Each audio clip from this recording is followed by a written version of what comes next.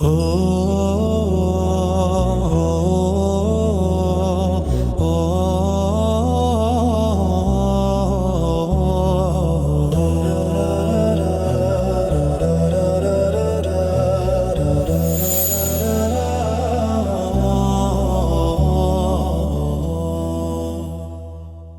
nderuar shikues, mirë se takohemi edhe sonte, si çdo natë në këtë muaj të bekuar të Ramazanit, për trajtuar tema të ndryshme që ndërlidhen me këtë muaj të bekuar të Ramazanit.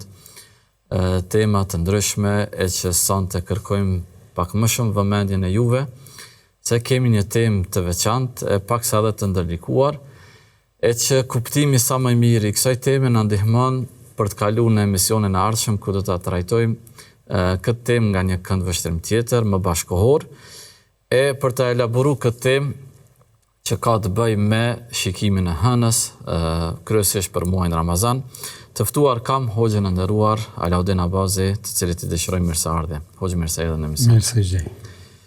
Hoxhë e nderuar, kjo është një temë e komplikuar edhe unë kam kënaqësinë me bashkëbisedu me ty.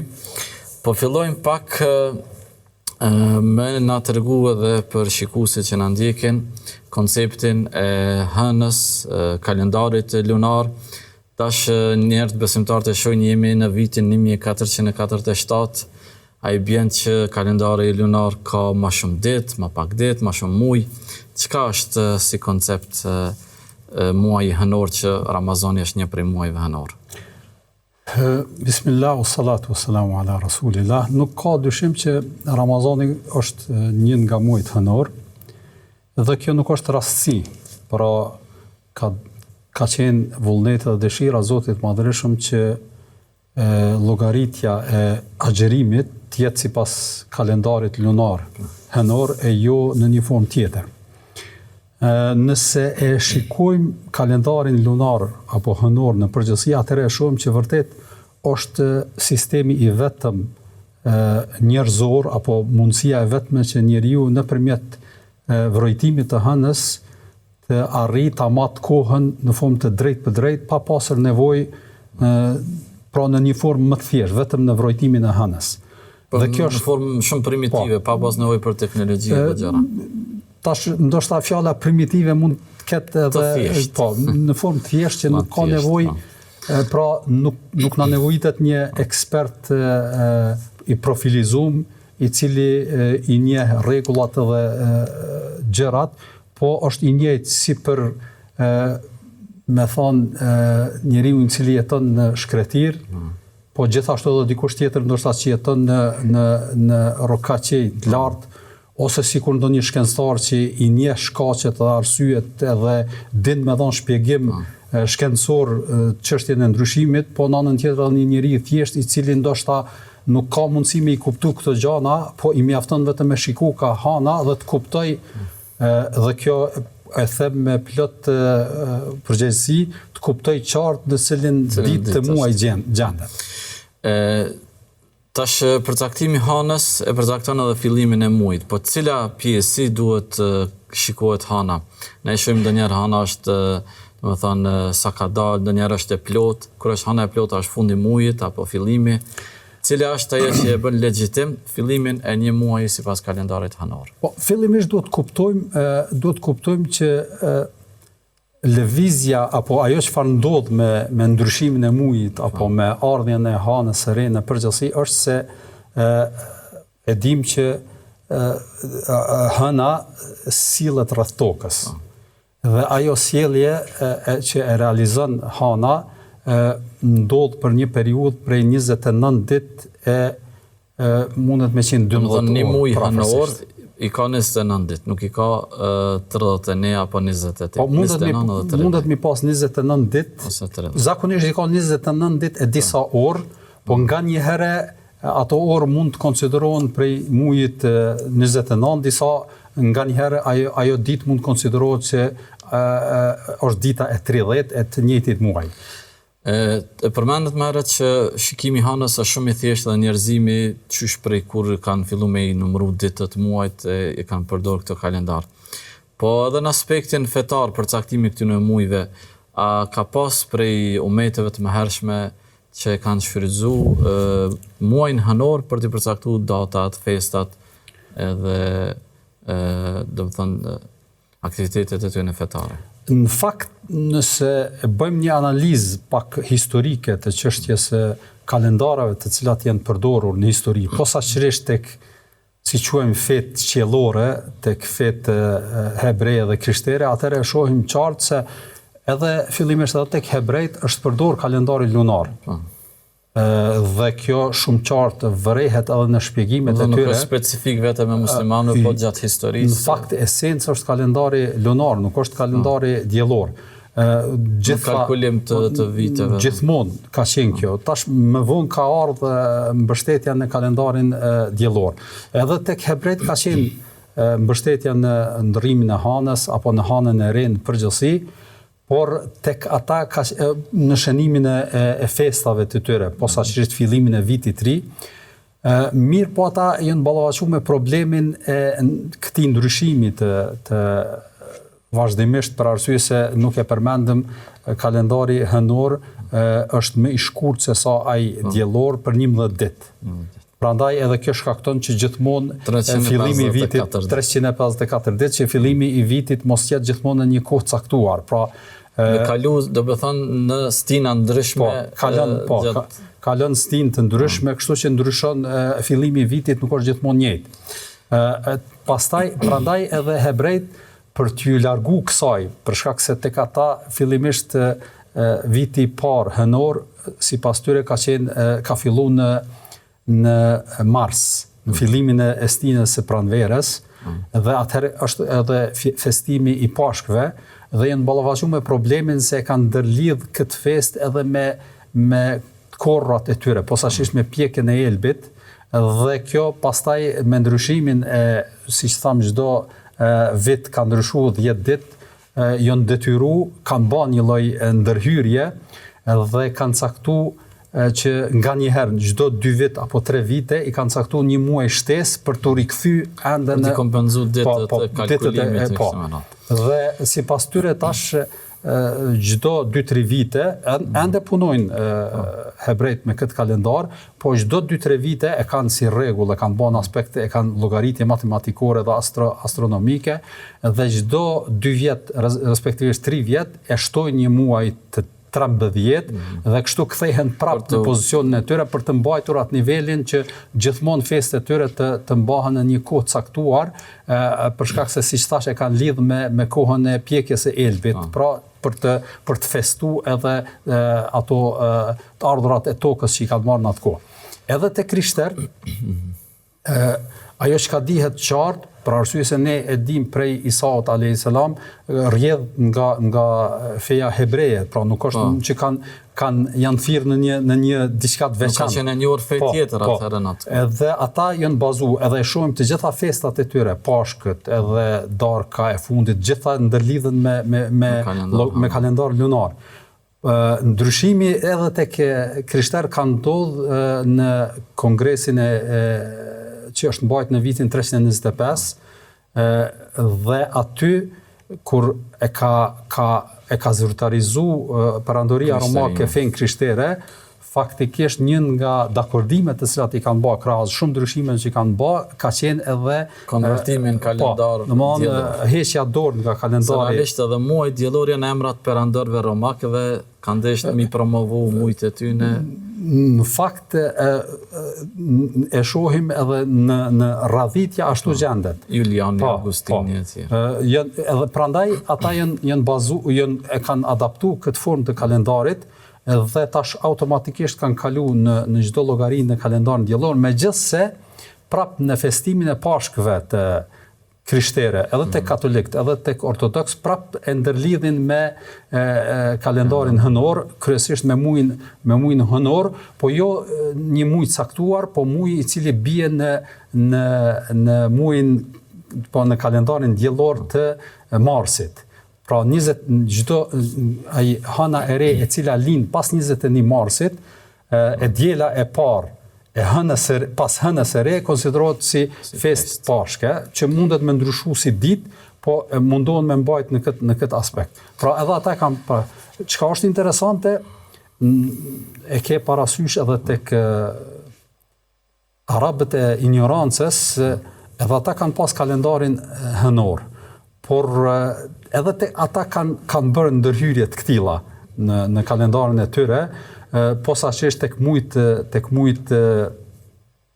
e shejtë kanë pas, për arsye politike, kanë bë që për me keqpërdor, kanë thonë ky muaj Muharrem, që është muaj i ndaluar lufta në të, kanë thonë ne nuk e konsiderojmë këtë muaj të ndaluar, e bartim në muajin Safar. Pra faktikisht tek arabët e xahilietit para islam, domthonë para ardhes së Muhamedit sallallahu alajhi wasallam, kanë bërë dy ndërhyrje.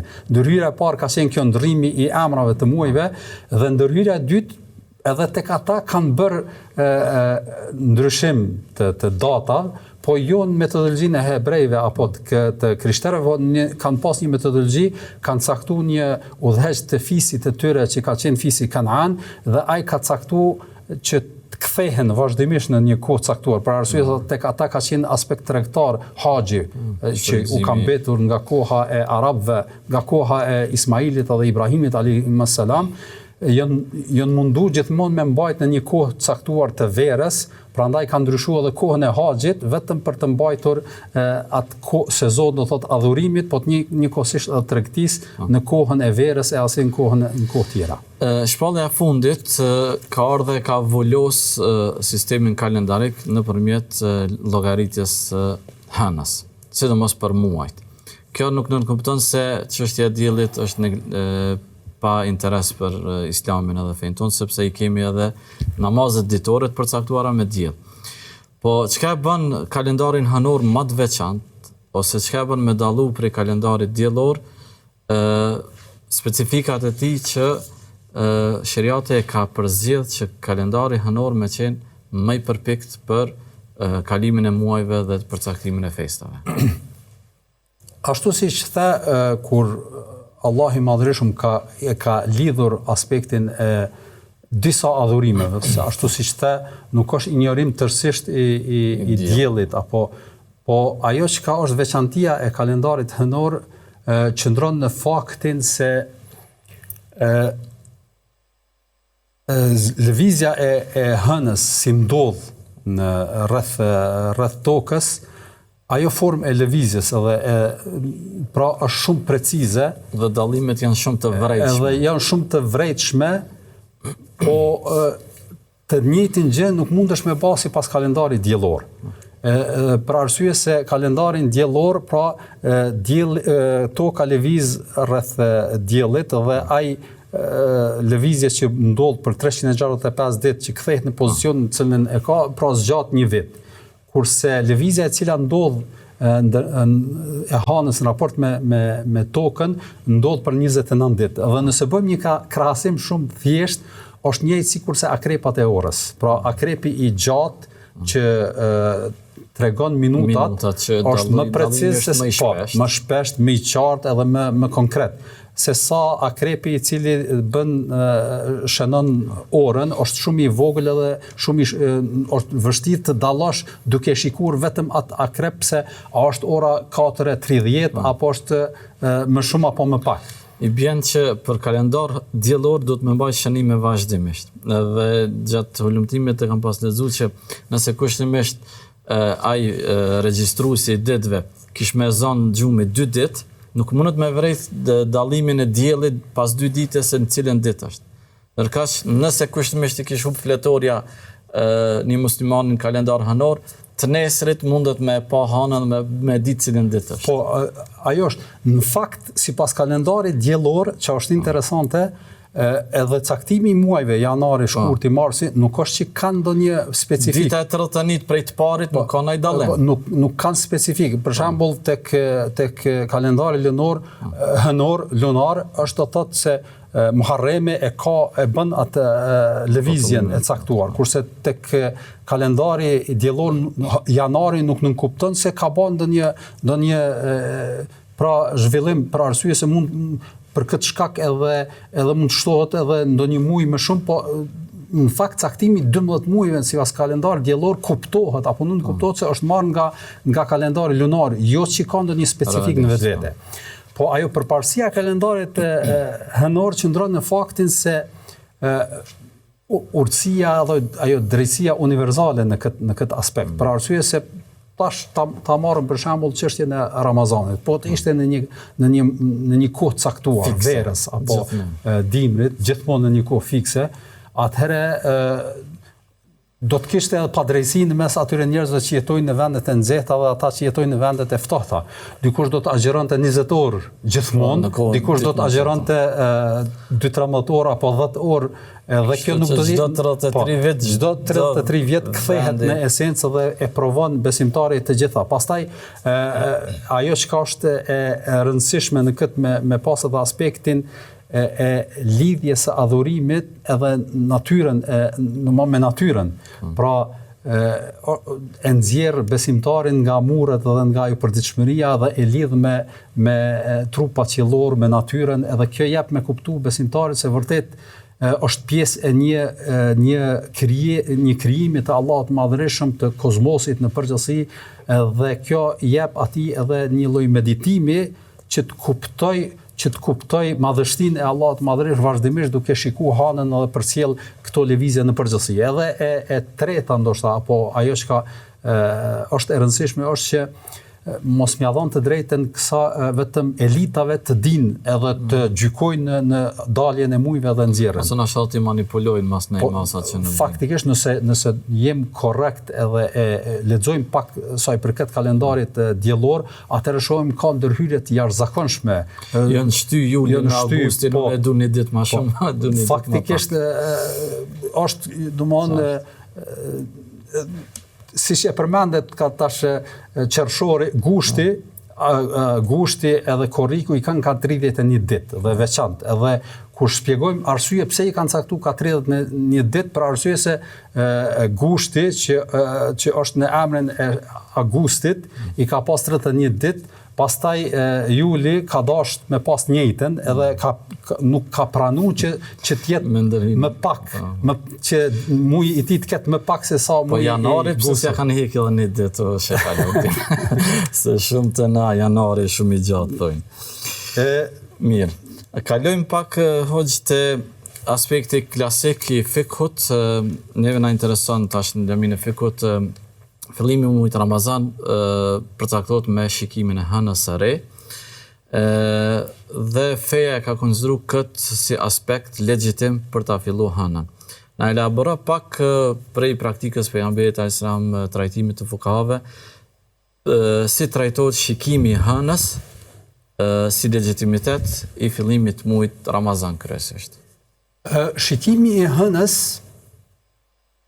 pra është ajo, në fakt, tash nëse elaborojmë nga aspekti astronomik i hënës së re, edhe nga aspekti sheriatik, ka një lloj dallimi, pra nuk është e njëjtë. Prandaj edhe duhet me pas parasysh kjo është do të thotë një pikë që ndoshta shumë prej njerëzve shqetësohen për shkak të mosnjohjes kësaj, thonë pse më pas mos pajtim, ose pse faktikisht ndoshta e shikojnë edhe si një lloj prapambetje tash me shiku hanën kur zbulimet astronomike, teknologjia ka avancuar dhe këto gjëra shumë të kuptohen. Ne do të flasim edhe për teknologjinë në emisionin e ardhshëm. Unë mendoj në këtë aspekt është vetëm një çështje është që nuk bëjnë dallimin disa njerëz, është që terminologjia ose një shprehje e caktuar mund të ketë kuptim të ndryshëm në një fushë për dallim të fushës tjetër. Për shembull, do ta marr një shembull thjesht për me kuptuar shikues se juaj, termin me testu apo testim.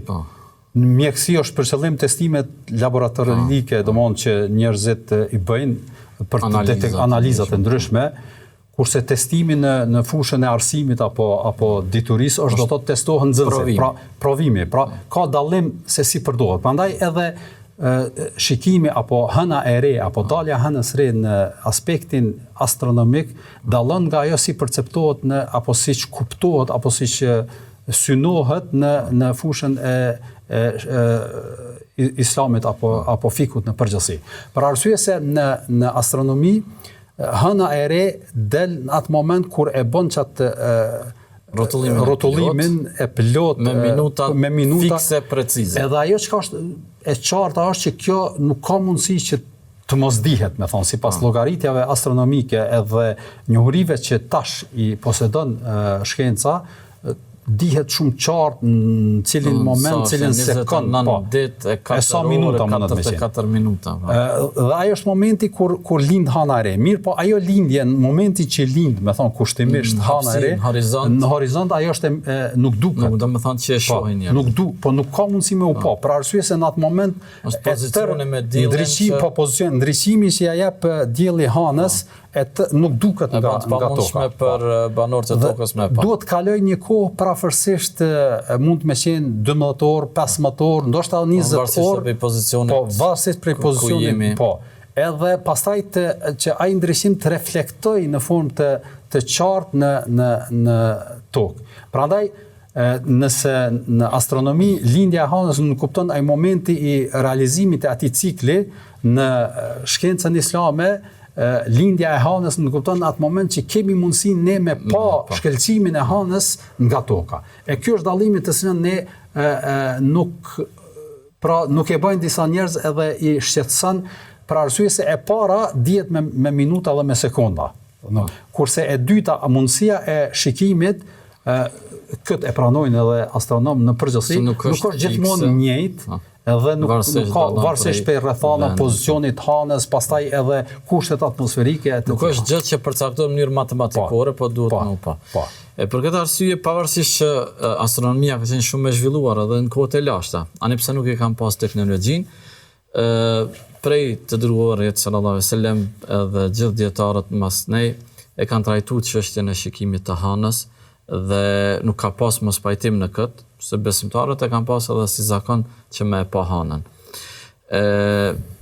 Cilat janë ato dëshmit që na vërtetojnë se me të vërtetë shikimi i hanës është pjesë e ritualit fetar për ta përcaktuar muajin e bekumt Ramazanit. Ashtu si e përmendë edhe ti, me të vërtetë në këtë trajtim, nëse i shohim libra klasike të fikut, atëherë shohim që kjo çështje ka qenë shumë e qartë. Se sot muajin me pas mos pajtim, ndoshta bashkohor, në kohën e kaluar me Hanefi, me Maliki, me Kret, kanë dalë me pa hanën pa një dallim koncepte. Po, gjithsesi, për arsye se kjo ka qenë praktika edhe porosia pejgamberit sallallahu alajhi wasallam kur thotë agjironi duke pa nëse kur ta shihni hanën dhe bëni bajram kur të shihni hanën.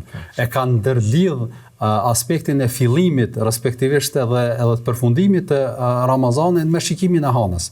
Prandaj edhe kjo ka qenë praktika e fukahave në përgjithësi dhe në këtë nuk ka pas debat dhe përmendin ixhma edhe shumë dietar se kjo ka qenë diçka e qartë edhe e padiskutuar. Është bërë traditë që njerëzit me dalë, me shiku hanën, me përcjell, me dëshmu.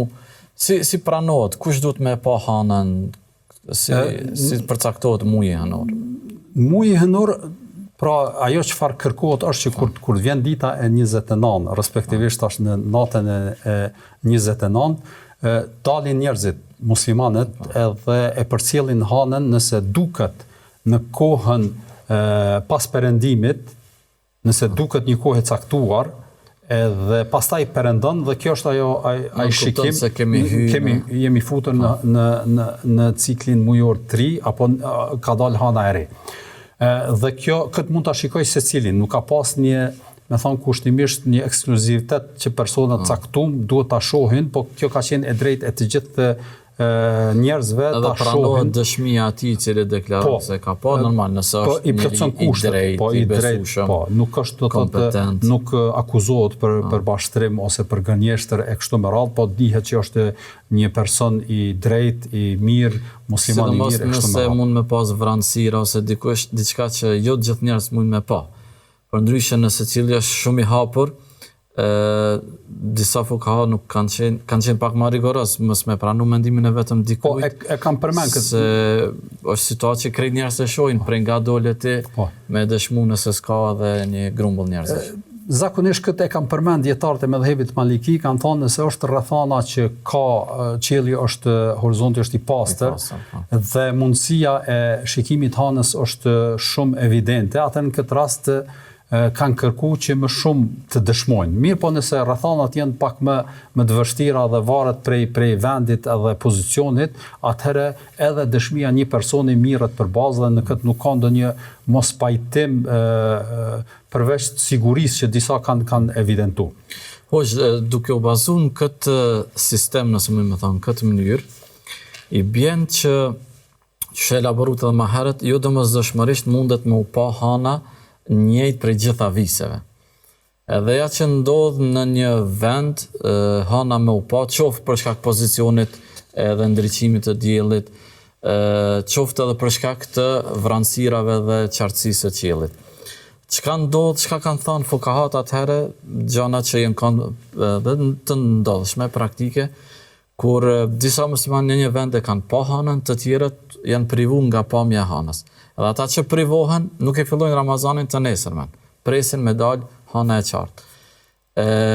Në aspektin e fikut si trajtohet, a duhet gjithë njerëzimi muslimanat me marrë të pamunit e një vendi, apo i takon viseve secili me dalë me shiku dhe me vendos për vete? Këtë shtrim të cilën e bëre ti është një nga ato gjërat për cilat diskutimet që janë të hershme. Fukahat e trajtojnë dhe ka mos pajtim. Me një fjalë, nëse hana shihet në horizontin e një rajoni apo regionin përgjithësi dhe tash dhe shihet qartë dhe fillojnë ai grupi muslimanëve të agjërojnë, a obligohen edhe muslimanët e viseve tjera ku nuk e kanë pa hanën që ta aplikojnë dhe të bazohen në atë shikim apo jo. Prandaj debatit mes fukahave është në këtë kontekst. Disa prej shumica dërmuese dietare, duke filluar nga Hanefit, Malikit, gjithashtu edhe Hanbelit, thonë se unifikimi i shikimit të hanës është më i drejtë, për arsye se muslimanët konsiderohen se është një grup i vetëm, pra një trup i vetëm, kështu që aplikimi i kësaj duhet me qenë ajo që ka duhet të synohet edhe tentohet për ndryshe nëse kjo është e mundshme, atëherë mos të anashkalohet. Në anën tjetër, disa ulema posaçërisht me dhëpit Shafi kanë mendim tjetër duke thënë që rrethanat edhe historia islame ka dëshmuar që jo gjithherë muslimanët kanë fillu agjerimin në një kohë. Kjo ka ndodhur që në kohën, s'po thon pejgamberi sallallahu alaihi wasallam, që në kohën e sahabëve. Dhe hadithi më i njohur në këtë është hadithu al-Qurayb, që është do thotë është rasti në kohën e Muavis radiallahu ta'ala anhu, kur ka qenë ai khalife, ky ka shku prej Medinës në Sham, atëherë ku ka qëndru Muavia si khalife, për shkak të ndonjë vizitë zyrtare, me thonë ndonjë obligim apo ndonjë gjë që ka pas atje, dhe kur ka shku atje ka fillu muaji Ramazanit, edhe ai ka fillu agjerimin. Dhe në ka fundi i Ramazanit është kthy në Medinë. Kur është kthy në Medinë, pak para se të përfundoj Ramazani, Abdullah ibn Abbasi, sahabiu njohur, e pyet atë se kur keni fillu ju me agjerimin, ai ka thënë kemi fillu në natën e të premtes. Ai tha, por ne kemi fillu në natën e të shtunës, pra një ditë më vonë. Dhe pse ndodh kjo? Për shkak se në atë kohë nuk ka pas komunikime që të kuptojnë se kur ka fillu shteti islam në Sham dhe kur duhet të filloj në Medinë, për shkak të largësisë edhe pamundësive të ketë kontakte të vazhdueshme. Dhe pas kësaj Abdullah ibn Abbasit i ka thonë, ai tash çfarë do të veproni ju? Do të pasoni Muavin apo do të vazhdoni si keni filluar ju? Atëherë ne Abdullah ibn Abbasi ka thonë që ne do ta shikojmë hanën edhe do të vendosim varësisht prej asaj, për arsye se pejgamberi sallallahu alajhi wasallam na ka urdhëruar me shiku hanën. Dhe kjo është argumenti më i qartë, me thonë kushtimisht apo më i theksuar, që mbështeten në të fukahat të cilët kanë thënë se nuk është detyrimisht me qenë një unifikim i fillimit të Ramazanit, duke u mbështetur nga kjo dhe nga ai aspekti që muslimanët janë urdhëruar me shiku hanën. Sidoqoftë, themi që nga aspekti i praktikës nëse është mundësia që të bashkohen, për shkak se dallimi dhe mos pajtimi qëndron në faktin se ata të cilët kanë thonë që është i lejuar mos pajtimi kanë bën një lloj analogjie, kanë thonë sikurse kohët e namazeve. Për shembull ti e fal drekën në Kosovë, dikun tjetër ajo nuk është kohë e drekës, mund të qenë kohë e akshamit apo në një kohë tjetër. Prandaj ky dallim kanë thonë është sikurse kjo. Disa tjerë këta të tjerët që kanë thonë që duhet të ketë unifikimi janë mbështet me aspektin e haxhit, që haxhi është një kohë e caktuar në krejt shtetet apo në krejt viset islame, edhe koha e Bajramit, Kurban Bajramit është një ditë e caktuar, për arsye se nuk ka mundësi me qenë 2 ditë Arafat për besimtarët. Prandaj qasjet është duke u nisur nga këto aspektet dhe për ta përmbyllur mos mu fut në elaborime më të detajzume, themi që vërtet nëse është mundësia dhe kjo është ajo çfarë synojnë edhe tentojnë fukahat në përgjithësi, është që nëse është mundësia e komunikimit edhe unifikimit të fillimit të Ramazanit në të gjithë posaçërisht në kohën bashkëkohore kur komunikimi është vënë më i lehtë, kjo do të ishte më e drejtë dhe më afër. Ajo na dëshmon një umet të vetëm që jemi. Ashtu. Gjithsesi me përmbyll hoxhë jemi në fund të emisionit. Tash edhe në kohën bashkëkohore jemi zhvillimi i teknologjisë na mundson që me pas mundësi për një nalësie më të madhe mu afru dhe me pa hanën. Sigur që janë aeroplanet që ngriten ndoshta edhe 3000-4000 metra. Pranohet ky shikim, llogaritjes shikim prej tokës, të e pas parasysh që nalësia nuk është shumë e lartë në krahasim që ka vende toksore që janë domethënë 8000 metra e më gjatë, sikurse Himalajit për shembull. Si llogaritet ky shikim në aspektin fetar? Ajo që duhet me pas parasysh që nëse këto mjete janë në kategorinë e normales, pra brenda asaj që konsiderohet që është hapësirë toksore dhe bëhet shikimi i hanës, atëre mund të aprovohet si diçka e pranuar. Mirë, po nëse lartësia është shumë e lartë, që prej satelitave, po kemi aeroplanat udhëtar zakonisht mund shkojnë edhe deri në 10.000 metra, atëherë kjo është një pozicion që nuk konsiderohet mu atmosferë e tokës. Prandaj edhe është e mundshme mu pa, ndoshta mund të shihet edhe po është pozicion pas në krejt tjetër, nuk është pozicion prej tokës. Po, nuk është pozicion prej tokës. Ne jemi të urdhëruar me e shiku hanën nga pozicioni i tokës e jo nga pozicionet e ndryshme. Gjithashtu edhe ato satelitorët që shkojnë deri në 300 kilometra, e më shumë ndoshta është pozicione ndryshme. Jashtë domethënë pozicioni kështu. Po ç'i bën nëse prej tokës e shohim me teleskop që ta afrojnë mundësinë edhe pamjen, ajo domethënë mund të jetë e pranueshme. Po, ajo nuk ka dyshim, edhe prandaj edhe shumica e institucioneve që mirën posaçërisht shtetet sikurse që është Arabia Saudite, Egjipti, me sa di unë edhe Turqia përdorin këto teleskopet edhe forma, dhe kjo është ajo sikur zmadhimi një gjëje, pra ta sheh më mirë, sikurse me syza që e shikon më mirë. Ajo shikim real. Shikim real, pra është nga pozicioni i tokës dhe është në pajtim të plot me porosi edhe përdorin edhe kjo nuk ka gjë të keqe në këtë. Gjithsesi, hoxhë nderuar, faleminderit shumë për këtë elaborim, na do të vazhdojmë edhe në episodin e radhës. Shikues të nderuar, me kaq ju përshëndesim, ne do të takohemi sërish në natën e ardhshme, deri atëherë mirëmbëjtje. Wassalamu alaikum wa rahmatullahi wa barakatuh.